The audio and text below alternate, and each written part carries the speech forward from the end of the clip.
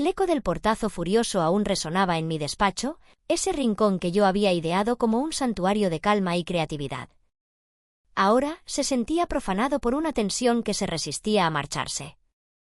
Leo, mi hijo, mi único vástago y mi mayor desafío, acababa de irse, dejando el rastro de sus protestas, sus quejas y una nueva y descabellada petición de dinero. «¿Es que jamás me comprendes, mamá? Estás frenando mi vida, mis oportunidades», había gritado, sus ojos, aquellos que en su niñez me observaban con devoción, ahora encendidos por una extraña mezcla de frustración y victimismo que me partía el alma. Pretendía una cantidad exorbitante, casi insultante, para otro de sus emprendimientos revolucionarios que, como bien sabía por dolorosa experiencia, se desvanecería antes de empezar, igual que la decena de intentos anteriores. Tomé una profunda bocanada de aire, intentando aferrarme al instante. El aroma conocido del café recién preparado y el olor a papel y tinta de los bocetos desplegados sobre mi mesa de arquitecta apenas conseguían aplacar el temblor que se había adueñado de mis manos. 58 años. Toda una existencia consagrada a labrarme un prestigio, con esfuerzo propio, en el competitivo mundo de la arquitectura de interiores. Lo había logrado por mi cuenta, con las únicas herramientas de mi capacidad y una férrea determinación, sobre todo después de que Javier, el padre de Leo, decidiera que su independencia era más valiosa que un hogar. Leo apenas contaba 8 años. Desde ese momento me transformé en madre y padre, en el sustento y el escudo. Y él, mi Leo, ahora un hombre de 32 años, era quien, irónicamente, ponía en jaque el legado que tanto me había costado erigir, no solo el tangible, sino también el afectivo. Durante años, quizá demasiados, había encontrado justificaciones para su conducta errática y su progresiva apatía. «Es joven, está buscando su sitio», me decía como una letanía. Le faltó un referente paterno firme. Yo tuve tantas carencias, quiero que él no se vea privado de nada. Pero la verdad, esa verdad descarnada que se había ido asentando en lo más hondo de mi ser, era que mi empeño por resguardarlo de cualquier sinsabor lo había transformado en un individuo vulnerable, incapaz de encarar la más mínima dificultad, un dependiente emocional y financiero. Mi afecto, en su ilimitada generosidad, le había tejido una coraza de algodones que le impedía madurar. No siempre fue de esta manera. Los recuerdos de su infancia llegaban a mí como destellos agridulces. Un Leo de 7 años, con las marcas de sus juegos en las rodillas, mostrándome con orgullo una elaborada construcción de piezas de Lego llena de torres y puentes ingeniosos. «Cuando sea mayor, mamá, te diseñaré la casa más increíble del mundo», me aseguraba con una seriedad enternecedora. ¿En qué encrucijada del trayecto se había perdido aquel niño? ¿Cuándo comenzó a torcerse su perspectiva? Tal vez la marcha de Javier dejó una herida más honda de lo que quise reconocer. Me entregué a él con una dedicación casi obsesiva, queriendo serlo todo, llenar cada hueco. Y en ese empeño, sin darme cuenta, le privé de la oportunidad de aprender el valor del propio mérito, la recompensa del logro personal, la relevancia de la gratitud. Le ofrecí alas, pero olvidé enseñarle a volar por sí mismo. Los cumpleaños que pasaba por alto con una llamada breve al caer la tarde, los eventos familiares a los que se presentaba tarde y de mal humor, o simplemente no aparecía. La manera despectiva con la que se refería a mi profesión, ¿y para qué te esfuerzas tanto, ma? Si al final, dinero no te falta. Pequeñas pullas, casi imperceptibles, que se iban clavando en mi ánimo día tras día.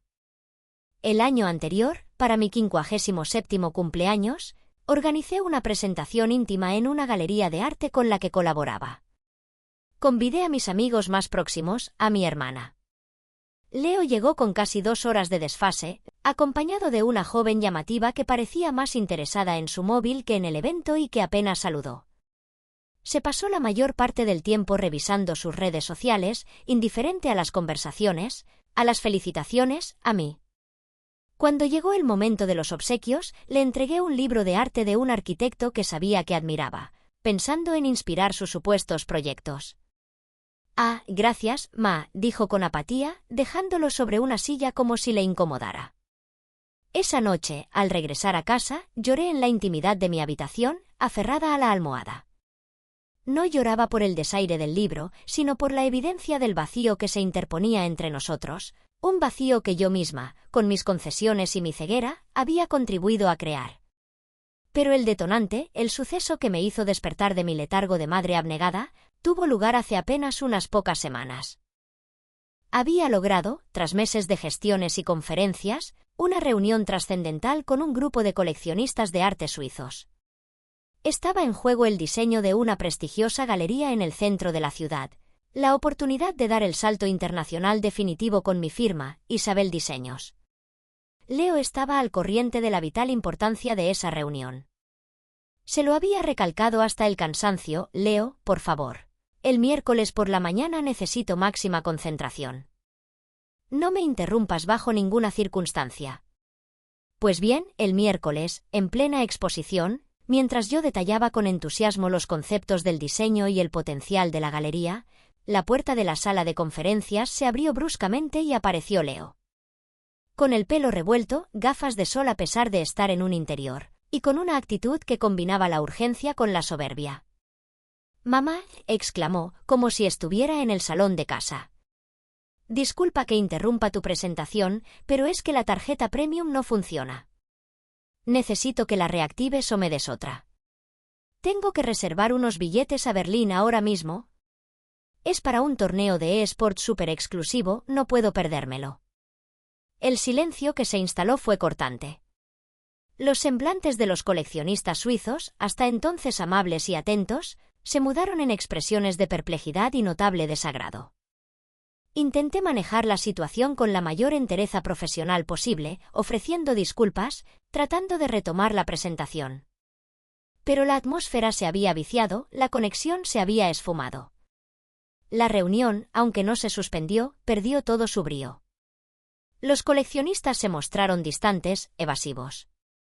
El proyecto quedó en suspenso. Esa noche, la desilusión se transformó en una furia helada, en una resolución inquebrantable. Ya no había más pretextos, ni más indulgencias. Si Leo no era capaz de aprender por las buenas el significado del respeto, el esfuerzo y la consideración, lo aprendería por las malas. Y yo, su madre, la artífice de su cómoda realidad, sería quien dinamitara los pilares de su mundo ficticio.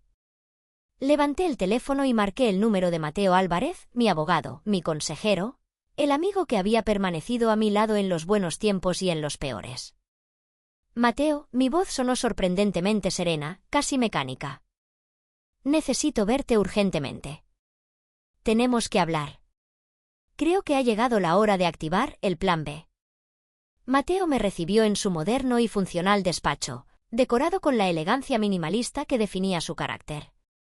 Escuchó mi exposición sin interrumpir, asintiendo ocasionalmente, con esa expresión analítica que lo convertía en un excelente letrado y en un oponente formidable.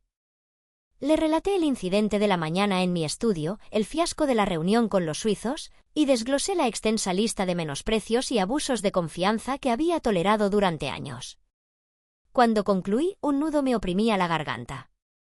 «Isabel», comenzó Mateo, tras una prolongada pausa, quitándose las gafas y frotándose los ojos con gesto de fatiga.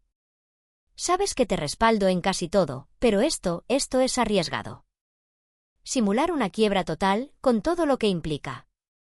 Podría acarrear consecuencias inesperadas, incluso para ti». «Lo sé, Mateo, créeme que lo sé. He pasado innumerables noches en vela analizando cada detalle, cada posible riesgo. Pero dime, ¿qué otra opción me queda?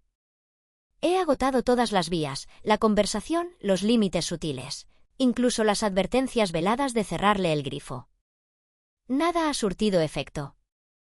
Sigue viéndome como una prolongación de su propia voluntad, como un cajero automático con fondos inagotables. Necesita un revulsivo, una bofetada de realidad que lo despierte antes de que se hunda definitivamente en su propia autocomplacencia.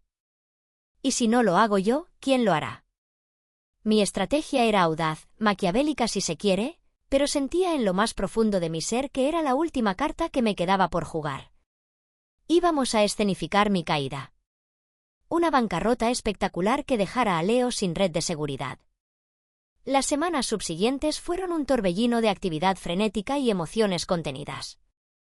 Mateo, con su pericia característica, se ocupó de la parte legal y financiera. Establecimos sociedades instrumentales, transferimos activos, movimos capital a cuentas blindadas e inaccesibles. Contacté a un par de empleados de mi más absoluta confianza, Adriana, mi directora de proyectos, una mujer pragmática y leal que había crecido profesionalmente a mi lado, y Daniel, mi asistente personal, un joven discreto y eficiente que conocía mis rutinas y mis particularidades mejor que yo misma. Les expliqué una versión adaptada de la verdad, una necesidad imperiosa de reestructurar mis finanzas debido a un cliente importante que había incumplido un pago cuantioso, y la urgencia de aparentar una situación mucho más crítica de la real para negociar con supuestos acreedores. Juraron mantener el secreto. Su discreción era fundamental. Comenzamos por liquidar bienes visibles. Mi coche deportivo fue embargado por deudas, en realidad. Lo guardamos en un garaje alquilado a nombre de una empresa de Mateo en las afueras. La casa de campo, mi pequeño oasis personal, fue mal vendida para cubrir pagos urgentes. Mi colección de esculturas, cuidadosamente reunida durante años, salió a subasta. Cada movimiento era como desprenderme de una parte de mí. Luego llegaron los rumores, difundidos con precisión en los círculos sociales y profesionales. Pobre Isabel, parece que ha tenido mala suerte en los negocios. Dicen que está ahogada por las deudas. Su último gran proyecto fue un desastre financiero. Observaba desde la distancia cómo mi reputación, labrada con tanto esmero, se veía afectada por estas falsedades calculadas. La etapa más dolorosa, sin duda, fue la suspensión de actividades de Isabel Diseños. Reuní a mi equipo, a esas personas talentosas y comprometidas que habían sido parte de mi trayectoria. Con la voz entrecortada y el corazón encogido, les comuniqué que, debido a circunstancias económicas insostenibles, me veía en la obligación de cesar la actividad de la empresa.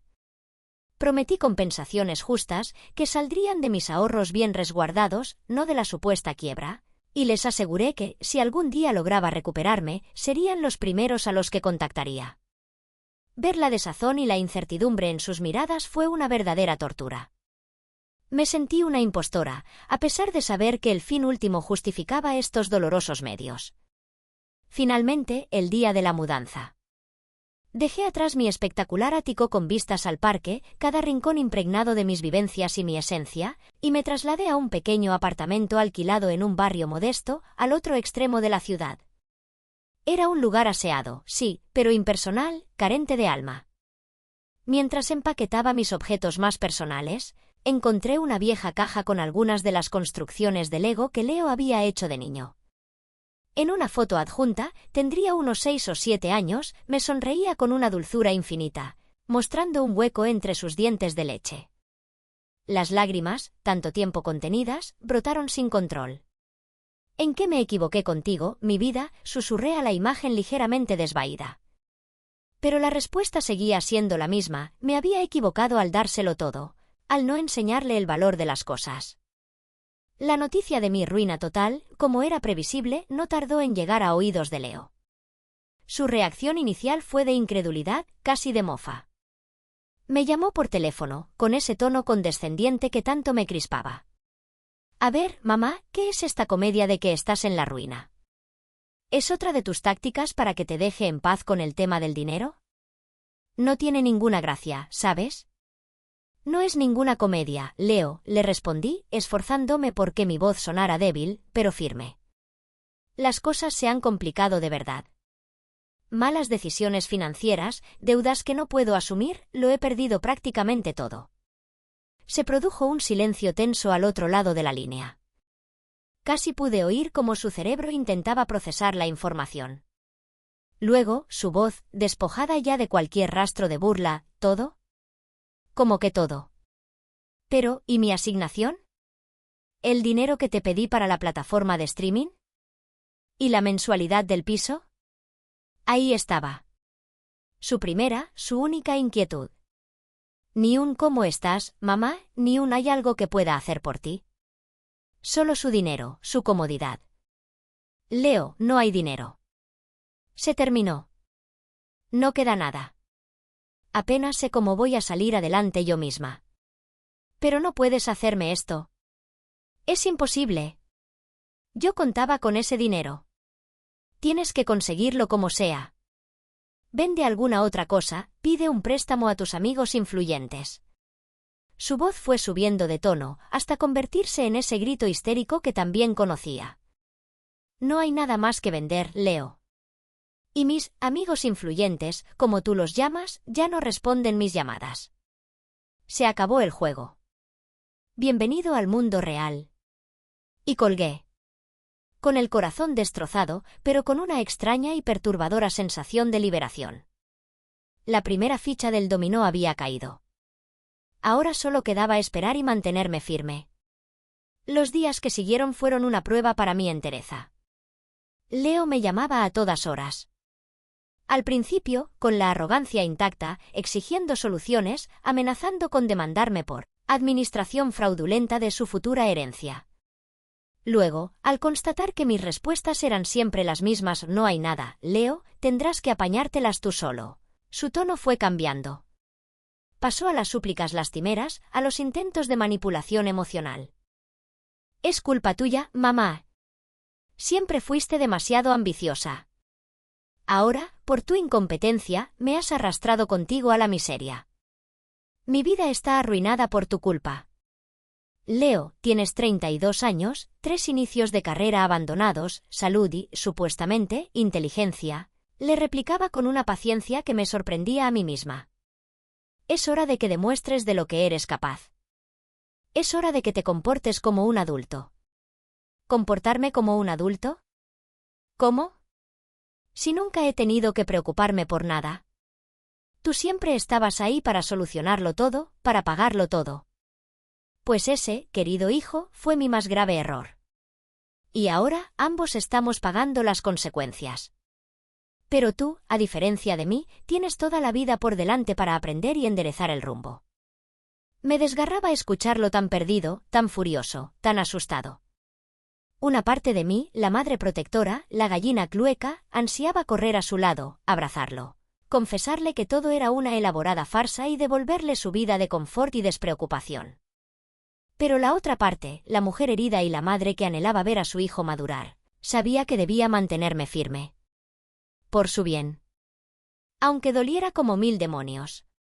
Comencé a recibir noticias de Leo a través de canales indirectos. Clara, mi mejor amiga a quien le había contado una versión muy resumida y suavizada de mis problemas financieros para justificar mi cambio de vida, me llamaba de vez en cuando con información. Leo había tenido que abandonar su lujoso apartamento en el centro, ese por el que yo pagaba una fortuna cada mes.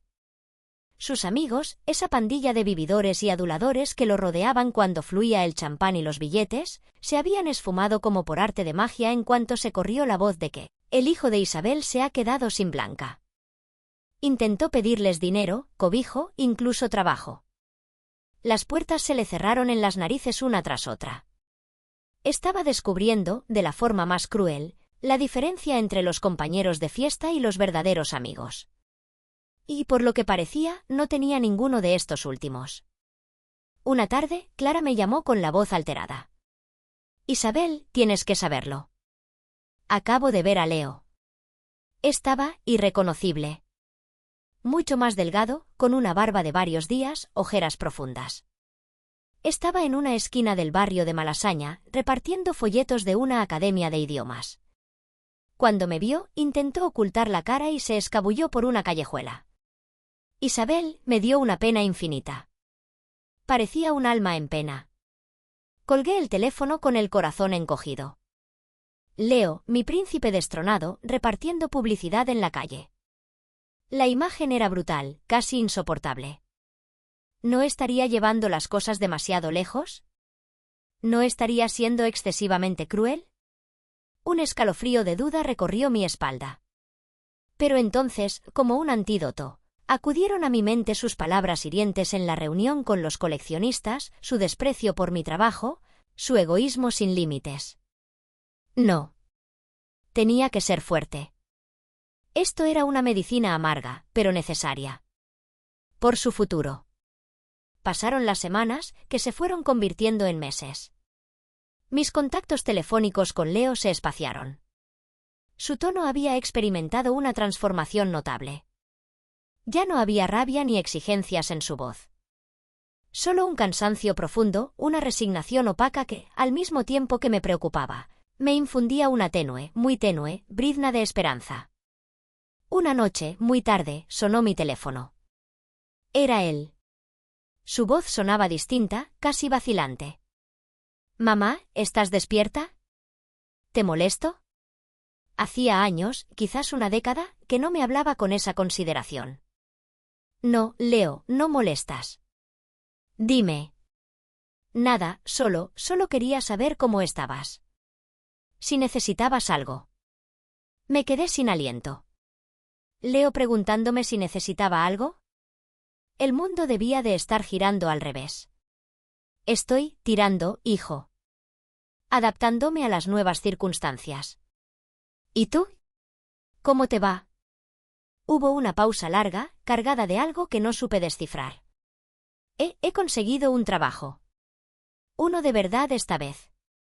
Contuve la respiración, esperando. ¿Ah, sí? ¿De qué se trata? Soy ayudante de cocina en una taberna pequeña, aquí en el barrio. La paga es una miseria, pero, bueno, es un trabajo. Friego platos, corto verduras, saco la basura, ya sabes, el último mono. Ayudante de cocina. Mi Leo, el que devolvía un plato si no estaba exactamente a su gusto, el que consideraba una afrenta personal que el servicio de habitaciones de un hotel de lujo tardara más de 15 minutos. Me alegro mucho, Leo. De verdad que me alegro por ti, dije, y mis palabras eran sinceras. Una diminuta, casi imperceptible, semilla de orgullo comenzó a germinar en mi pecho. Sí, bueno, es un infierno. Llego a casa que me duelen hasta las pestañas. Pero estoy aprendiendo cosas. A callarme la boca, por ejemplo. Otro silencio. Luego, con un hilo de voz, mamá, quería decirte que siento mucho haber sido un imbécil todos estos años. Un completo idiota. Las lágrimas pugnaban por salir. ¿Era posible? ¿Estaba mi plan, mi doloroso plan, empezando a dar sus frutos? Gracias por decírmelo, Leo. Eso significa mucho para mí. Bueno, nada, era solo eso. Tengo que colgar, que mañana me toca doblar turno. Cuídate mucho, hijo. ¿Tú también, mamá? Descansa. Esa conversación fue como un bálsamo en una herida abierta. Pero sabía que el camino hacia la redención de Leo y hacia la reconstrucción de nuestra relación aún sería largo y lleno de obstáculos. Estaba aprendiendo a sobrevivir, sí, pero ¿había interiorizado realmente la lección? ¿Había desarrollado la empatía, la gratitud, el sentido de la responsabilidad que tanto le habían faltado? Los informes esporádicos sobre su vida seguían llegando a través de Clara, quien, a pesar de mis evasivas, seguía preocupándose por ambos. Leo había dejado el trabajo de repartidor de folletos porque era humillante y no le veía futuro. Luego probó suerte como repartidor en moto para una app de comida, pero su proverbial falta de paciencia y su tendencia a discutir con los clientes, este pedido está frío y la dirección es confusa, le costaron el puesto en menos de una semana. Después de la taberna, donde al parecer aguantó más de lo esperado, encontró algo con más continuidad en un almacén de una empresa de importación de alimentos en la zona industrial. Un trabajo físico, duro, preparando pedidos y organizando mercancía. Nada glamuroso, pero constante. Clara me contó que vivía en una habitación alquilada en un piso compartido, un lugar ruidoso y algo destartalado. Que comía de menú y platos precocinados. Que su aspecto era más austero, pero que había una nueva firmeza en su mirada, una sombra de determinación que nunca antes le había visto. Un domingo por la mañana, mientras yo intentaba concentrarme en unos planos para un pequeño encargo de reforma que había aceptado para mantenerme activa y para que mi tapadera de diseñadora en apuros buscando trabajillos fuera más creíble, sonó el timbre de mi modesto apartamento. No esperaba a nadie. Con el corazón en un puño, me asomé a la mirilla. Mi respiración se detuvo. Era Leo. Estaba muy delgado, sí, y la barba de unos días le daba un aspecto más maduro, casi adusto. Su ropa era sencilla, unos vaqueros gastados y una camiseta básica, pero limpia. En sus manos, sorprendentemente, sostenía una pequeña maceta con un cactus, de esos resistentes que apenas necesitan cuidados. Nada que ver con las orquídeas exóticas o los enormes ramos de rosas que solía enviarme cuando quería obtener algún favor importante. Abrí la puerta, temblando por dentro, intentando mantener una expresión neutra. «Leo, ¿qué haces aquí?» «¿Cómo has sabido?»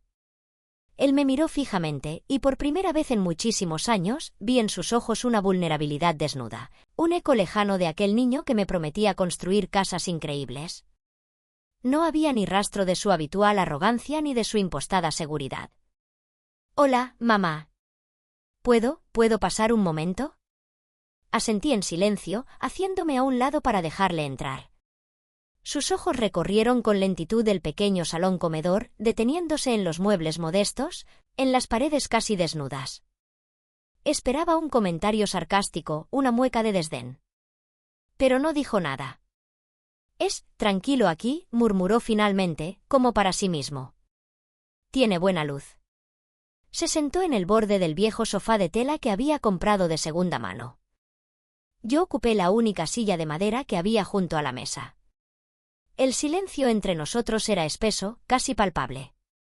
Quería verte», comenzó, con la voz algo ronca, sin levantar la vista del cactus que sostenía entre sus manos.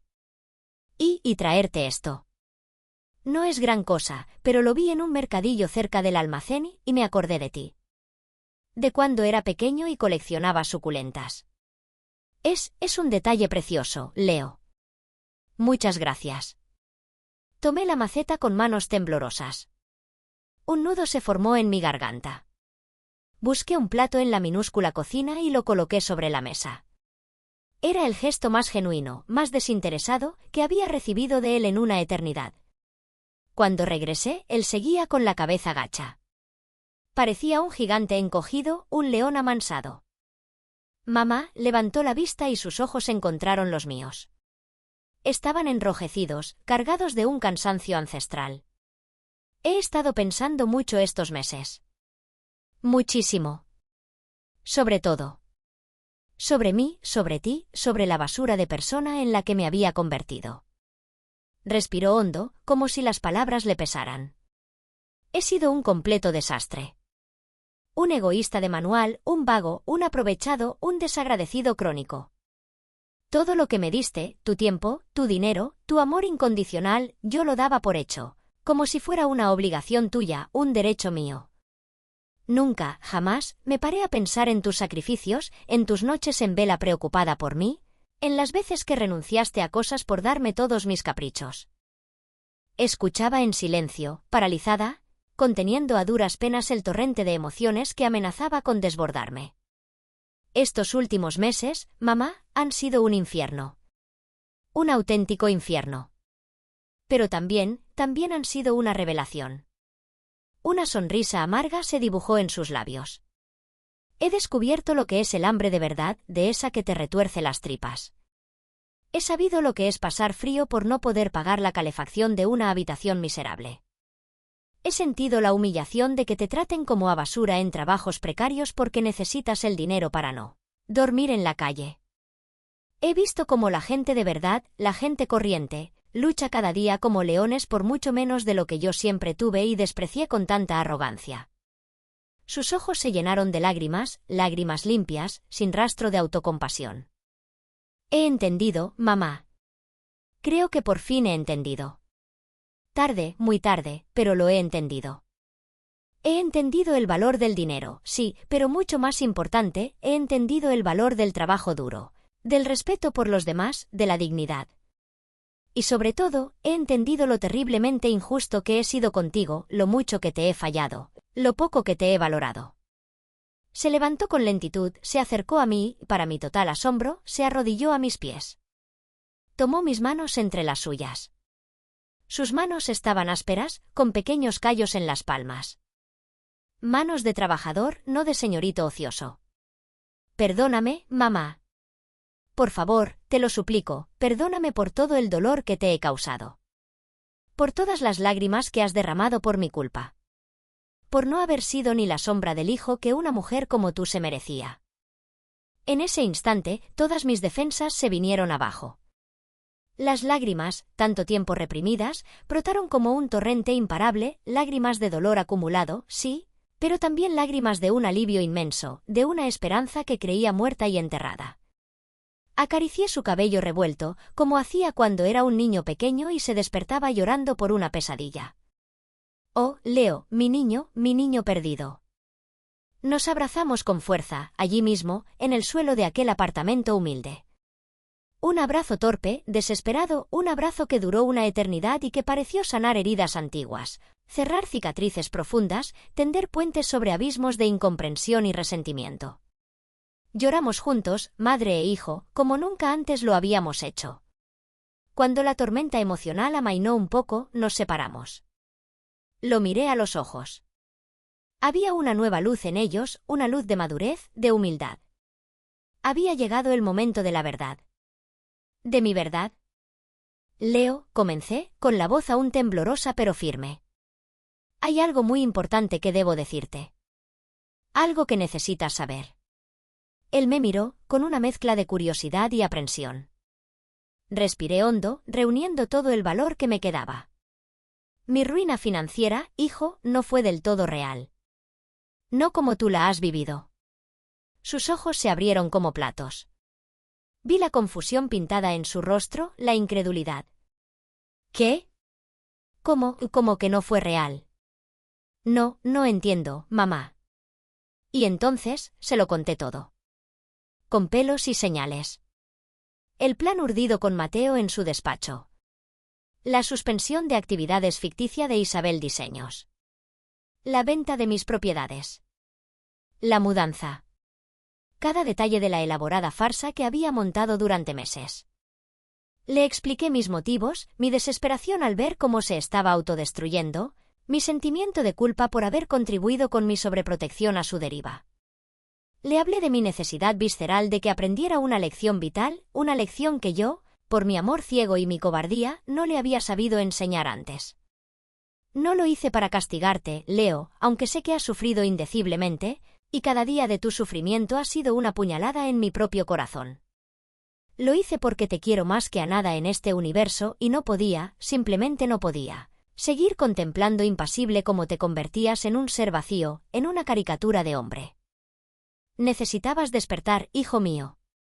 Necesitabas enfrentarte a la vida real, sin filtros, sin redes de seguridad, sin la protección de mi paraguas.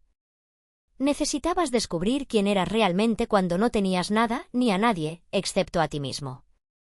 Leo estaba en estado de shock. Se pasó las manos por el cabello una y otra vez. Se levantó, dio un par de vueltas por la pequeña estancia como un animal enjaulado. Vi pasar por su rostro una tormenta de emociones, la sorpresa, la incredulidad, un fugaz destello de ira, comprensible, y luego, lentamente, una especie de comprensión atónita.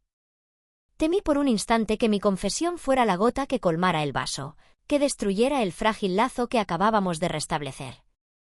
Finalmente, se detuvo frente a mí. Me miró fijamente. Había lágrimas en sus ojos otra vez, esta vez eran distintas, más reflexivas. Así que, y todo esto, toda esta pesadilla, ha sido una lección. Su voz era apenas un susurro. Asentí en silencio, con el corazón encogido, esperando su veredicto. Él se quedó pensativo un largo momento, asimilando la magnitud de la revelación. Luego, muy despacio, una extraña media sonrisa, entre amarga y admirada, se dibujó en sus labios. Pues, vaya lección, mamá. Joder, vaya pedazo de lección. Ha sido una jugada maestra, aunque extrema. Hizo una pausa, y luego añadió, con una nueva luz en su mirada, y creo que la he aprobado. Con mención honorífica en sufrimiento, pero aprobada al fin y al cabo. Y entonces, para mi completa y absoluta sorpresa, se echó a reír. Una risa que empezó siendo nerviosa, casi histérica, pero que poco a poco se fue transformando en una carcajada profunda, sonora, liberadora. Una carcajada que pareció arrastrar consigo todos los meses de angustia, de miedo, de soledad. Y yo, contagiada por esa risa catártica, me uní a él. Y allí estábamos los dos, en aquel humilde apartamento, riendo a lágrima viva, riendo de la locura de la situación, de lo extremo de mi medida, pero sobre todo riendo porque, de alguna manera inexplicable y maravillosa, habíamos encontrado el camino de regreso el uno al otro, y ambos habíamos sobrevivido para contarlo. Cuando las risas finalmente cesaron, convertidas en suspiros y jadeos, Leo me abrazó de nuevo. Esta vez, su abrazo fue diferente. Era el abrazo de un hombre, no de un niño. Fuerte, protector, lleno de una gratitud y un cariño que me envolvieron como la más cálida de las mantas. Gracias, mamá, susurró en mi oído, con la voz rota por la emoción. Gracias por no haberte rendido conmigo, incluso cuando yo mismo lo había hecho. Gracias por quererme tanto como para hacer algo tan increíblemente audaz y aterrador. Me has devuelto la vida, aunque hayas tenido que quitármela primero, en cierto modo. Poco a poco, con el paso de las semanas, las cosas comenzaron a encajar en una nueva normalidad, una normalidad mucho más sana y equilibrada que la anterior. Resucité mi empresa, Isabel Diseños, con la conveniente explicación de que un socio inversor anónimo y providencial, Mateo sonreía con picardía cada vez que se mencionaba el tema, había aparecido en el último momento para salvarla de la quiebra. Recontraté a la mayor parte de mi antiguo equipo, quienes me recibieron con una mezcla de alegría y alivio que me conmovió profundamente. Volví a mudarme a mi ático, aunque ahora lo veía con otros ojos. Ya no era un símbolo de estatus ni un escaparate de mi éxito, sino simplemente mi hogar, un lugar donde me sentía segura y en paz. Leo, por su parte, no quiso saber nada de volver a su vida anterior de ocio y despilfarro. El dinero fácil había perdido todo su atractivo para él. Continuó trabajando en el almacén de importación durante unos meses más, ahorrando cada euro que ganaba con el sudor de su frente. Luego, con una humildad que me llenaba de orgullo, vino a pedirme consejo. Quería estudiar algo práctico, algo que le permitiera construir un futuro sólido con sus propias manos, algo que tuviera un significado real para él. Después de mucho investigar y reflexionar, se matriculó en una escuela de formación profesional para estudiar técnicas de construcción sostenible y bioconstrucción. Recordé entonces, con una punzada de emoción, aquellos dibujos infantiles llenos de casas con diseños innovadores y la promesa de construirme una casa increíble. Quizás, después de todo, aquel niño soñador no se había perdido del todo, solo había estado sepultado bajo capas de apatía y consentimiento. A veces, venía a visitarme a mi estudio. Ya no para pedir dinero ni para quejarse de sus desgracias imaginarias, sino simplemente para estar conmigo, para ayudarme. Manipulaba alguna maqueta con una concentración sorprendente, me ayudaba a mover algún prototipo pesado, o simplemente se sentaba en silencio a mi lado mientras yo trabajaba en mis diseños, observando con interés, haciendo preguntas inteligentes. Nuestras conversaciones eran diferentes, más profundas. Hablábamos de la vida, de sus progresos en la escuela, de mis nuevos proyectos. Había un respeto mutuo en nuestras miradas, un cariño genuino que calentaba mi alma y me hacía sentir que todos los sacrificios habían valido la pena. Un sábado por la mañana, varios meses después de mi milagrosa recuperación financiera, Leo apareció en mi oficina sin avisar. Traía en sus manos una maqueta arquitectónica pequeña pero exquisitamente detallada, hecha de maderas recicladas y con un diseño vanguardista y ecológico. Esto es para ti, mamá, dijo, con una mezcla de orgullo y timidez en la voz. La he hecho yo, en la escuela. Bueno, con un poco de ayuda del profesor, claro. Observé la maqueta con manos temblorosas. Representaba una pequeña vivienda autosuficiente, con paneles solares en miniatura y un diseño que se integraba perfectamente en un entorno natural imaginario. No era un objeto de lujo, ni de materiales costosos. Era el fruto de horas de trabajo, de aprendizaje, de pasión. Tenía una elegancia funcional, una belleza honesta y visionaria que me dejó sin palabras. Era, sencillamente, la cosa más hermosa que había visto en mi vida. Leo, es una maravilla, acerté a decir, con la voz ahogada por la emoción. Las lágrimas volvieron a asomar a mis ojos, pero esta vez eran lágrimas de pura felicidad. Es para que sigas diseñando sueños, mamá, dijo él, sonriendo. Y para que te acuerdes siempre de que, aunque a veces sea un completo desastre y un cabeza loca, tu hijo te quiere más que a nada en este mundo. Y que, gracias a ti, ha aprendido la lección más importante de su vida. Tomé la maqueta entre mis dedos. Era ligera en peso, pero inmensa en significado. Era el símbolo tangible de su transformación, el fruto de su esfuerzo, la prueba irrefutable de que mi drástica, dolorosa y arriesgadísima apuesta había merecido la pena, cada segundo de angustia, cada lágrima derramada. Mi corazón de madre, ese que Leo había llegado a creer de piedra durante aquellos meses de oscuridad, nunca lo fue. Siempre fue un corazón que latía al unísono con el suyo, que sufría con cada uno de sus tropiezos, y que ahora rebosaba de un orgullo y un amor tan inmensos que apenas me cabían en el pecho.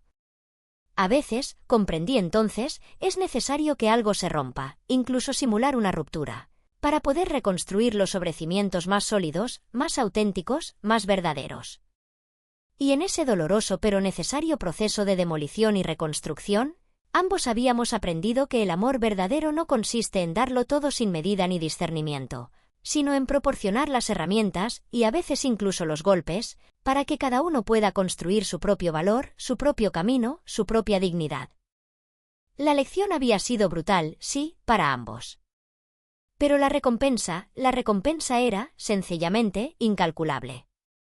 Ver a mi hijo, a mi querido Leo, convertirse por fin en el hombre íntegro, responsable y feliz que siempre había soñado que sería. Y saber que, a pesar de todos mis errores, de alguna manera había encontrado la forma de guiarlo de regreso a la luz.